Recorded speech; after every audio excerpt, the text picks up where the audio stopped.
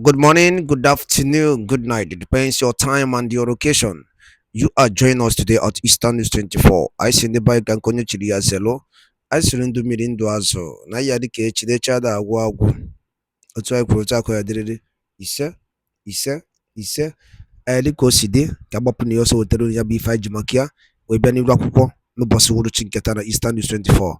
Ebe si wetara ya bụ ozi dị oke mkpa gbasịta maka ebe ife na-ada na-akpọtụ n'obodo a nọ n'ime ya anụ nwere onwe ndị Igbo na-azụ n'iru akwụkwọ ụnụ n'anya n'iru akwụkwọ ka o si ada ikpe mara eziokwu ife na-emezi na obodo anyị nọ n'ime ya ikpe mara eziokwu ụnụ ma anyị na-afụ n'iru akwụkwọ bụ Dele kwuru na-afụ n'iru akwụkwọ Dele Farotimi. Alright, unu nụnụ ka o si ada about the expose o melụ kpatara eji wee jide ya. Gee ntị na this press brief o nyelụ, ị ga-esie ya ihe ọta ife na-eme n'obodo anyị nọ n'ime ya. Alright, over to you. Good afternoon, gentlemen of the press. This is my first rodeo. I've never had to ask to speak to you like this, especially at such close quarters. The last time I requested to speak with the press, it was in 2021 when I had credible information that there was an active murder plot against me. I spoke at the time only after I had submitted petitions to the Nigerian police under the leadership of Akim Odumosu as the police commissioner at the time. My petition was specifically addressed to his office. He is today of the Lagos State Park Services. At the time, I mentioned 3 names with specificity. Included amongst the 3 at the time is a traditional ruler in Lagos State. I did not go to social media to mention any names because my intention was not to scandalize, but to seek the due protection of the law. I equally copied this letter to the Director of State Security Services in Lagos State. These petitions were duly received, but neither were acted upon. That was in 2021. I trusted to God for my safety, and unlike many others, I refused to flee Nigeria, even in spite of the knowledge of the fact that people in very high offices were after my life. I did not go to social media. I wrote due petitions to state security services and to the Nigerian police. Duly received, names specifically mentioned, nothing was done. There were 6 persons in that meeting. I mentioned only 3 names. Now, fast forward. On the 11th of November, we received, a letter was received in my former office, my law practice, where the office had left now, inviting me to Zone 2,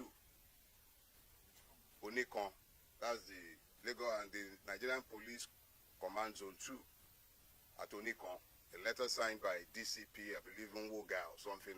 The DCP signed the letter. And they were said to be on a dispute resolution or something along the line, and my attention was required. I received that letter on Monday the 11th, right? Yes, Monday the 11th. And I was required to come on Wednesday the 13th. I had a medical appointment that morning, a very urgent one. I shelved it. I attended Zone 2. They asked me to be there by 10 o'clock. I was there. I was there by 9:45. On getting there, I was presented with a petition written by a lawyer purporting to act for no less a person than the very best friend of our president in the Nigerian branch, Mr. Tony Elumelu, alleging that I had defamed him and cyber-stalked him. I struggled to maintain my composure because I was exceedingly provoked by the frivolity of the stupid, very stupid, self-indulgent petition. But I answered it because I was asked to write a statement. And I wrote my statement, owning each and every word that he alleged that I said in defamation of him.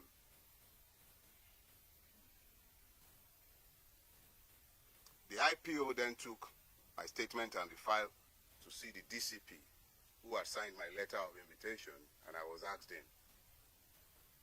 I'm giving you this background because they are all germane. Yeah. The gentleman, I believe DCP Nwoga, then said I should be given bail and I should go. And whenever they needed me, they would send for me. And I felt that this was classic police harassment. So I told the gentleman, I have written a statement in response to a clear allegation. There are no ambiguities. I have not denied what he claimed that I said. But I am saying that there is absolutely no crime. There is absolutely no crime to be found in what I had said. And what did I say? Somebody asked me on Twitter. Somebody tagged me and asked a question. The person asked if I thought Mr. Tony Elumelu might, in 2027, support a person like Peter Obi to become the president of Nigeria, just as Elon Musk had done similarly in America. And I answered, how can you possibly be asking that of Tony Elumelu? Tony Elumelu is a member of the Nigerian ruining class. A veritable member, a beneficiary of the system. Why would he fight against the system? I think then I translated the Yoruba proverb, I said that he's an impoverished rich man. That was the extent of everything I said. At best, you call that vulgar abuse. So I was actually quite irritated that a man has... I expect that someone like Tony Elumelu should be too busy to be nitpicking about what opinion anybody might have to say, whatever anybody might have to say about him. Least of all, someone like me, tiny me, who am I that I am of interest or that he cares about what I have to say? I'm admittedly a madman. I told all of you severally. So I didn't think I should be of interest to Tony Elumelu. So I was irritated, and I made my irritation clear. And I told the gentleman, DCP Nwoga, if you have a charge for me, keep me in your cell. Today is Wednesday. At the latest, by Monday, you should be done drafting your charges. So keep me in your cell. When it is Monday, you would have been done with filing your charge. You can then take me to court. They didn't build your cell for goats. The people are in there, they are not animals. Me, I'm not taking bail. At this point, he went up to what I now later realized was the AIG's office. Long story cut short, after some back and forth, the AIG asked us to come in because Nwoga was in, we were outside. I was outside. Nwoga. You pardon me, I don't know how to pronounce this, everything. So we were outside and we were eventually asked to come in. And it was at that point that I recognized that lawyer. The lawyer who wrote the petition had been hanging around whilst my statement was being taken, whilst I was in the DCP's office. I didn't know who he was, but now he was in the AIG's office. And the AIG asked him, do you have the authority of Mr. Elumelu to write this petition? He said, yes, he did. So the AIG said, well, you would have to tell your client to write us himself under his own hand to ask for Mr. Farotimi's prosecution. I was incensed that he would be asking that. But I could also recognize the delicacy of his position. Here is the very best friend of Mr. President who just went to France with him, demanding the prosecution of an irritant like me. Who was I? But the AIG used his discretion, and me, I'm a Yoruba boy. When somebody has tried to diffuse a situation, I accepted the way he diffused the situation. So he asked us to go. He told the man who had been talking bail that Mr. Farotimi is not unknown to you. When you asked him to come, he came at your invitation. I'm sure if you need him again, you can always ask him to come. You will soon understand the importance of this background. Just bear with me. So, when we got back downstairs, DCP turned to me and said, come back next week, Thursday. I had things already scheduled for that day. I did not argue. I became aware that some men purporting to be policemen from the Ekiti State Police Command were in Lagos on a mission to abduct me. I believe the Ekiti State Police Command is under the Zone 2 at Onikon. I was at Onikon repeatedly, and nobody was aware of any form of interest in me by the Ekiti State Police Command, or any police formation for that matter. So at this point, knowing and being very familiar with the evil forest that we call Nigeria, because that is what we have built. So living in this evil forest, it became particularly clear that I must be very careful with my movement, because there were kidnappers on the prowl, or perhaps hired killers, because this could definitely not have been policemen. I wasn't missing, I wasn't lost, my whereabouts was not unknown. But these persons were intent on abducting me. Knowing all of this, I was forced to avoid publicizing the funeral services of my father-in-law, which took place in Ibadan last week. I had to be moving around like a prey, being hunted by persons who are meant to be paid by my taxes for my protection. Things got to a head on Friday afternoon when one of my domestic staff was about to be abducted in this same attempt at getting me. He was told that he had a parcel. But I had already raised the threat level in my household and everywhere around me. And the young man was conscious enough to avoid being abducted.